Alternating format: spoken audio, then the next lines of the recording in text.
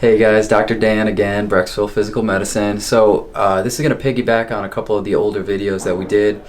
This one's mostly for the neck. So the most common things we see is neck pain and low back pain.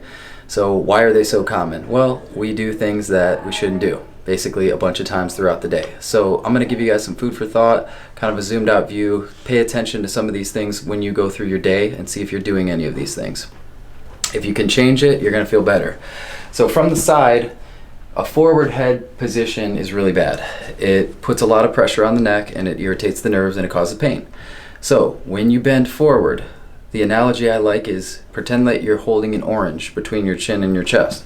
So when you bend forward, if you keep your chin neutral like this, it's going to keep your neck straighter and safer. If you bend your head forward and the orange falls out, you just crunched up your neck and irritated the nerves.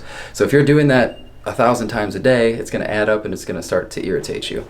So a couple of examples: if you're picking something up and your head goes forward like this, that's basically doing this a bunch of times throughout the day. So try to think about the orange. When you bend forward, your neck should stay in the same position as when you're standing. Now if you're getting dressed and let's say you're going to put your socks on or pants on, don't let your neck do this. Try to keep the orange there when you get dressed. Okay, if you're getting out of a chair, same thing. If I go to get up, I see a lot of people do this.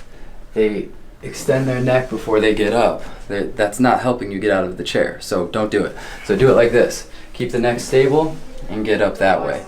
So a quick tip for you guys: pay attention throughout the day. Try to watch yourself. If you're doing any of this stuff, try to stop and break those old habits and see if your neck feels better. And remember to subscribe to our channel. Leave some comments for us if you want some specific videos or you have questions about certain things.